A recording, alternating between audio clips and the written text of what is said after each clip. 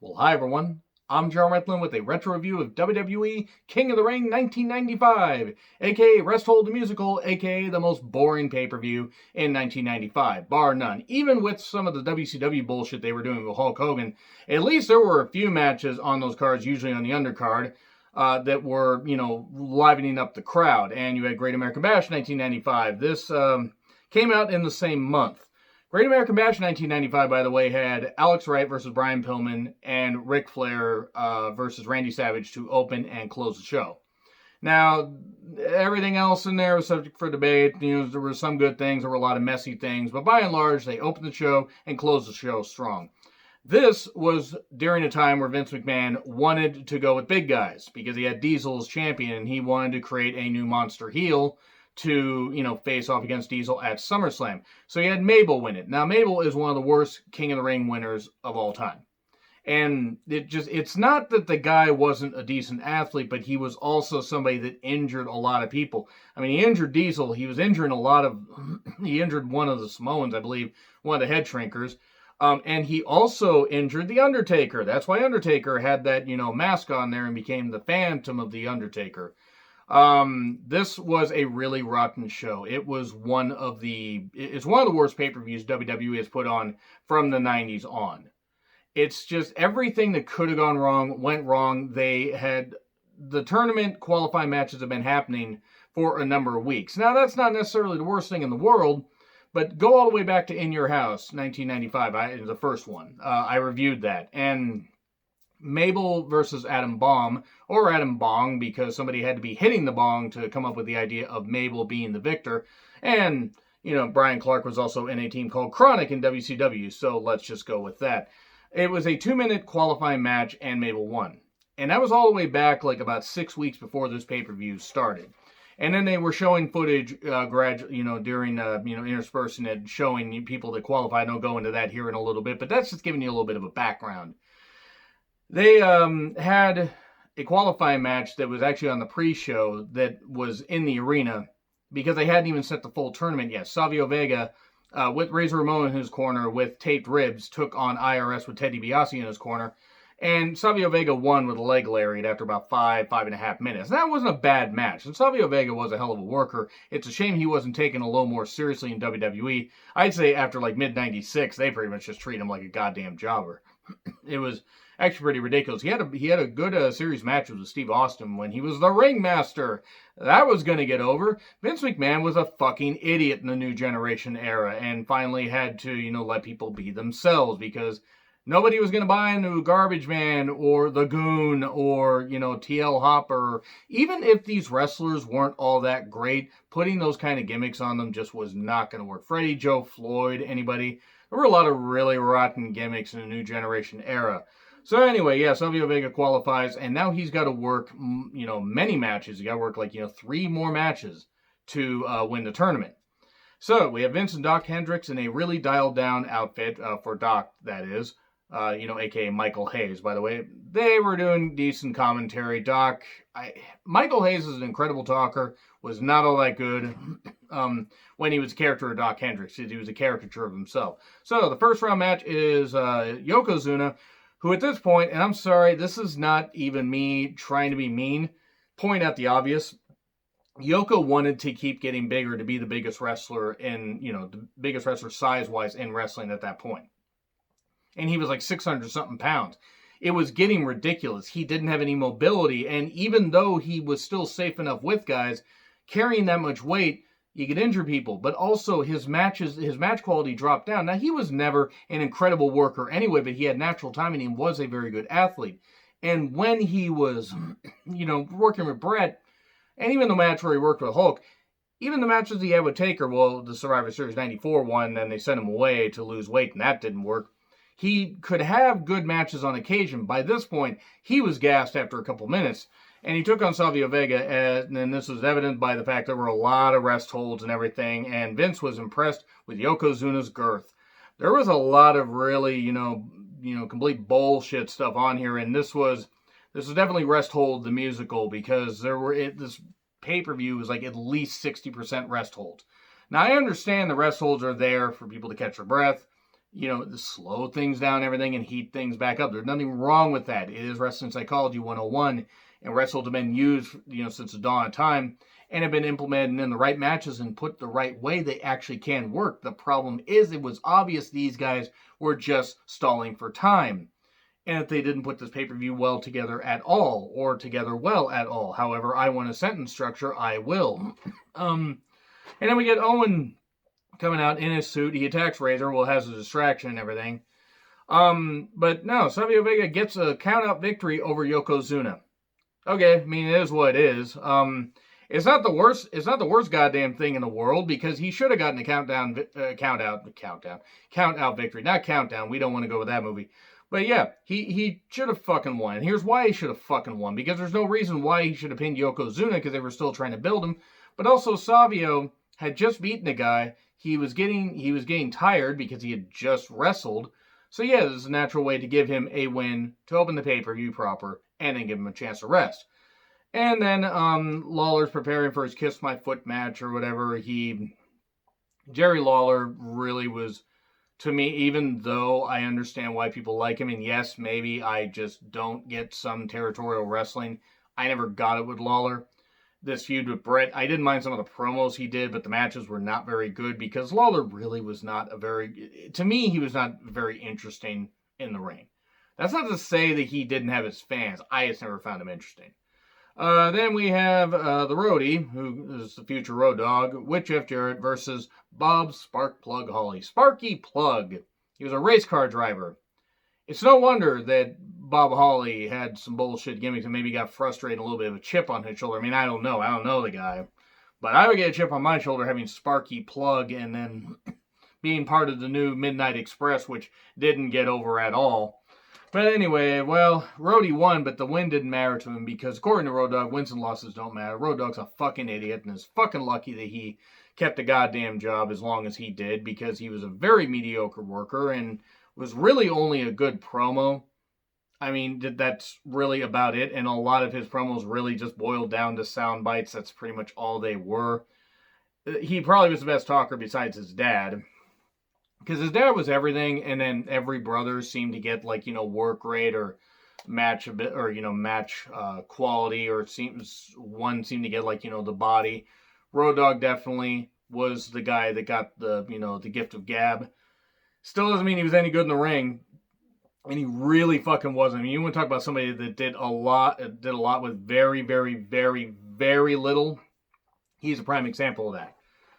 And also, not exactly a guy that you want to, go to for great advice and everything, because what's he going to do? He's just going to toe the fucking company line. But it is what it is. By the way, Holly beat Mantar to qualify, and the Roadie beat Doink to qualify. Mantar was put in a qualifying match for the King of the Ring tournament. Remember Mantar? You shouldn't. It was fucking rubbish. Not the guy. It's not his fault. The gimmick was rubbish. The old foot to the face spot where, somebody's laying down and everything, somebody jumps off and you get the foot up and everything and knock him down. That was the finish. That's how little ability Road Dogg had in the goddamn ring or whatever, and unfortunately he never got any better. The only reason that he got over is because it was mass hypnosis in the Attitude Era, and also because everybody was cheered for or booed.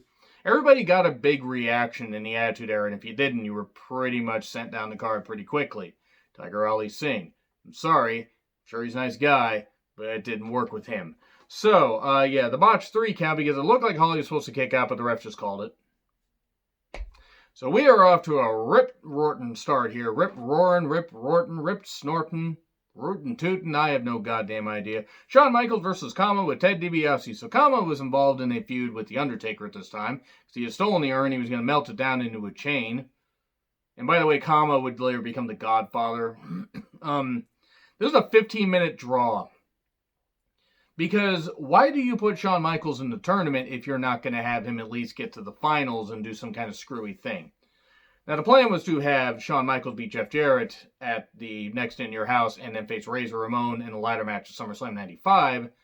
But fucking hell, well, I mean, at least to beat Jeff Jarrett, because Jeff Jarrett decided to leave and go to WCW.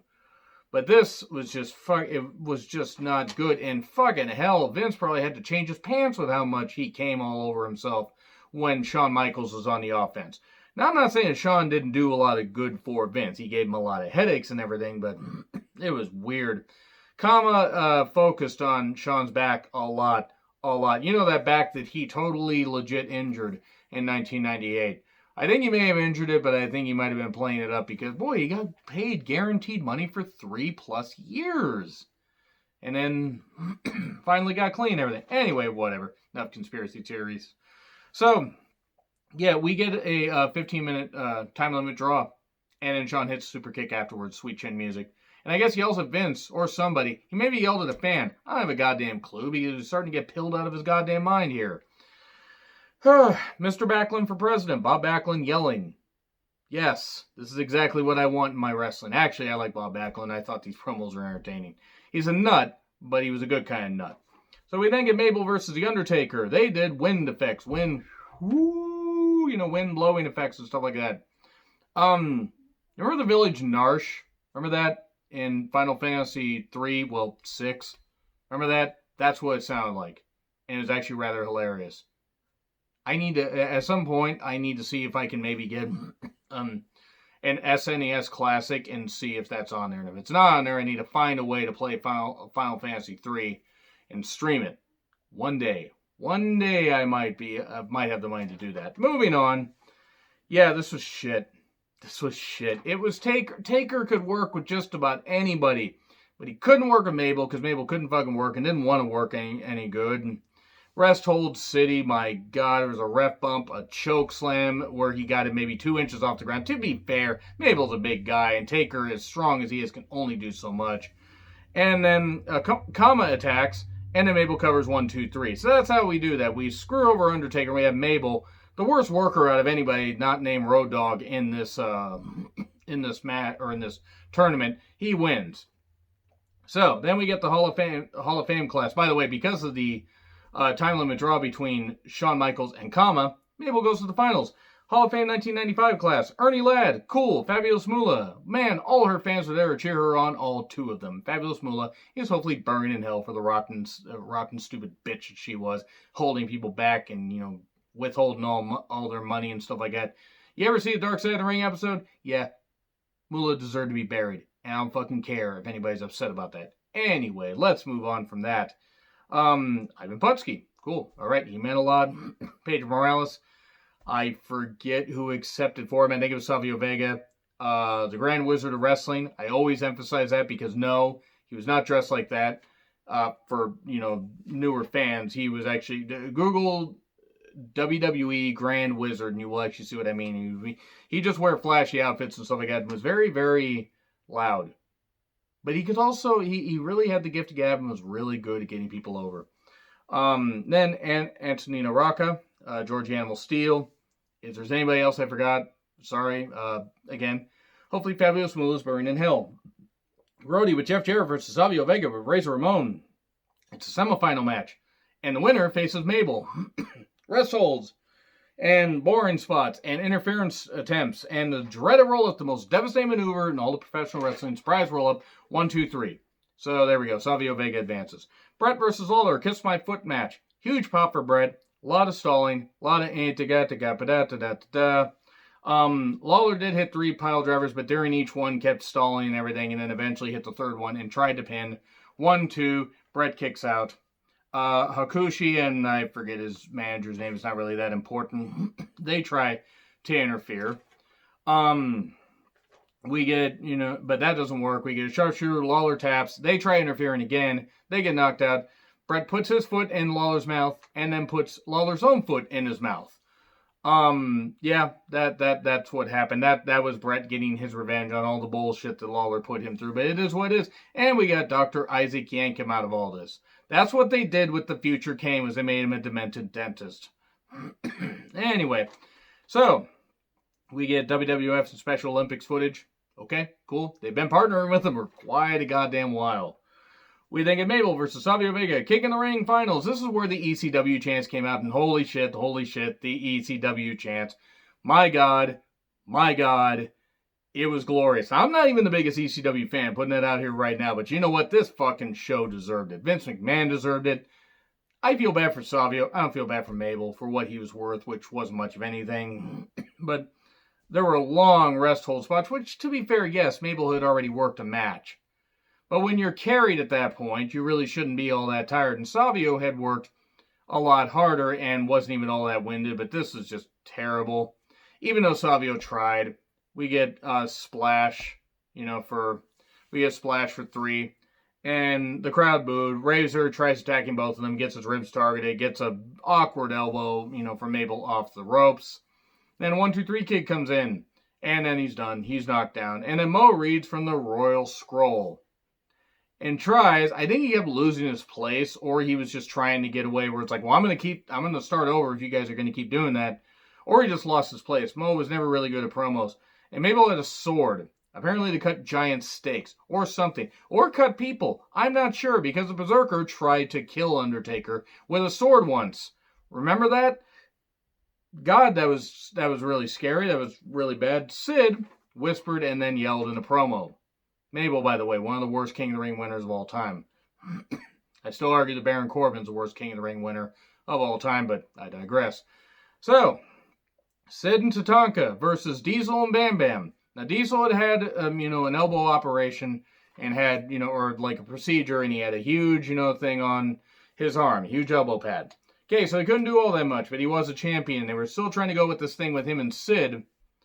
This match was fucking atrocious, and it was boring, and it was nearly 20 pissing minutes. Nearly 20 minutes. And it felt like 40. Now, they started off hot. Diesel and Bam Bam attacked. And, that started off hot. Okay, cool. If they had just done 10 minutes here and it had just been, a quick main event and stuff like that, fine. But no, they decided to slow it down and do a bunch of rest holds. A bunch of rest holds. My God, all the rest holds in the goddamn world. And Tatanka, at this point, really wasn't worth much of anything, because him turning heel was really awkward, at least at the time for me as a kid, but actually, if you know anything about the guy, maybe him turning heel wasn't the worst thing, or the most inaccurate thing, but yeah, this was just bad. I mean, I'm only crumpling these notes because, it's just really, really bad, but this show is fucking terrible. Like, Tatanka gets pinned, Diesel hits an awkward jackknife, 1, 2, pulls Tatanka up, 1, Sid. Sid says, nah, and leaves. Just does that. That's just it. This was like an episode of Raw if they had just stretched it out a little bit. Like, with the exception... Actually, hell, I would say, even with Savio Vega's, attempt at the marathon, there was no match on this show that would have felt out of place on a Raw. So that's really about it there. I mean... Tatanka gets pinned after an elbow drop. They celebrate and everything. So the crowd's starting to boo because they're really starting to turn on Diesel. And also, oh yeah, it's Philadelphia. They want their hardcore blood and guts and stuff like that. And there were some cheers during the show. But by and large, this was the low point in 1995 for WWE, at least in my opinion. Things would get a little bit better, but it would take a while. They would have to get into 1996 before things work rate-wise got really any better. Anyway, agree, disagree, what I said. Like, share, subscribe, Twitter handle in the description. I'm John Ritlin. I'll see you soon.